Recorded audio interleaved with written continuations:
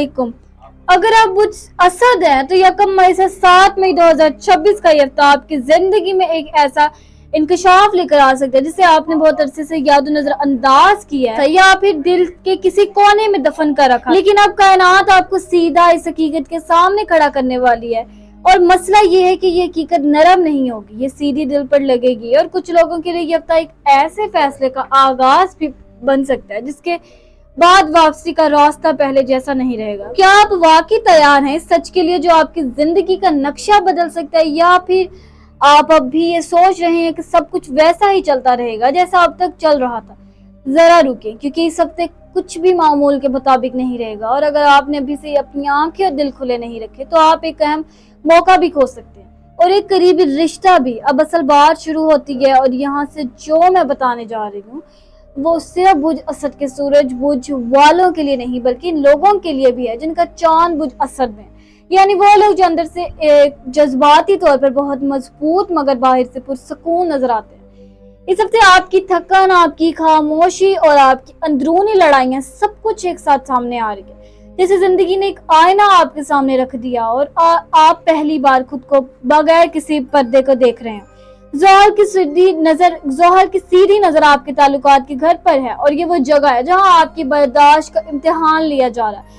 پرانے فیصلے, پرانی غلطیاں اور وہ باتیں جو آپ نے کبھی صاف نہیں کی اب دوبارہ واپس آ سکتی ہیں, اور اس پر ان کا انداز مختلف ہوگا, زیادہ سخت, زیادہ سچا اور زیادہ گہرا. اب بات کریں مالی پہلو کی. یہاں ایک واضح تبدیلی نظر آ رہی ہے. مشترکی حرکت آپ کے لیے ایک موقع لا رہی ہے, لیکن یہ موقع آسان نہیں ہوگا. آپ میں سے بہت سے لوگوں کو فوری فائدہ نظر نہیں آئے گا, بلکہ صبر اور حکمت سے کام لینا ہوگا.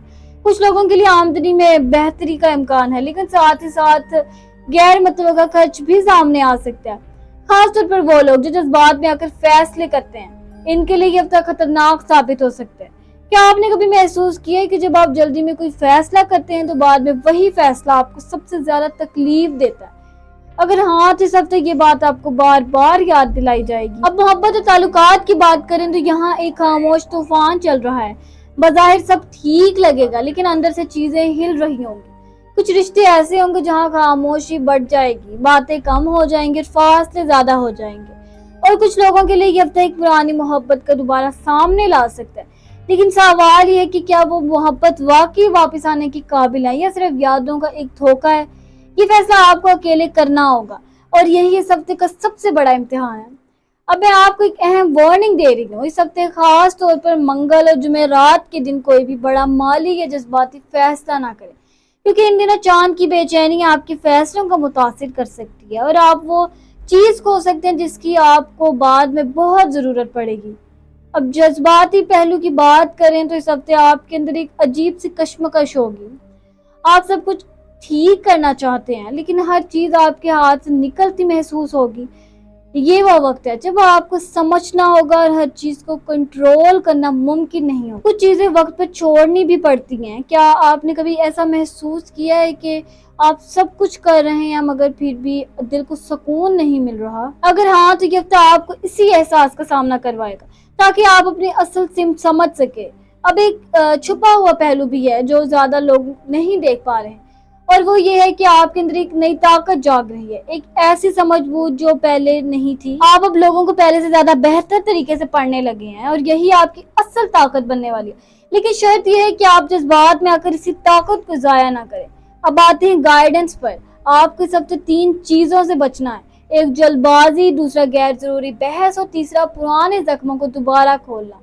اور ان 3 چیزوں پر توجہ دینی ہے: صبر, خاموشی, مشاہدہ, اور اپنے اندرونی سکون کو برقرار رکھنا ہے. اگر آپ یہ کر لیتے ہیں تو یہ تو آپ کو ایک نئی سمت دے سکتا ہے. اب امید اور خوف دونوں ساتھ چل رہے ہیں. ایک طرف نقصان کا امکان ہے, دوسری طرف ایک نیا موقع بھی موجود ہے, لیکن فرق صرف آپ کے رد عمل کا ہوگا. آپ کس طرح حالات کو دیکھتے ہیں یہی فیصلہ کرے گا آپ آگے بڑھتے ہیں یا پیچھے ہٹتے ہیں. آخر میں آپ کو یہ یاد دلانا چاہتی ہوں کہ آپ اکیلے نہیں ہیں. آپ کی آزمائش آپ کو توڑنے کے لیے نہیں بلکہ مضبوط بنانے کے لیے آئی ہے, اور جو لوگ اس وقت صبر کرتے ہیں وہی بعد میں سب سے زیادہ روشن ہوتے ہیں.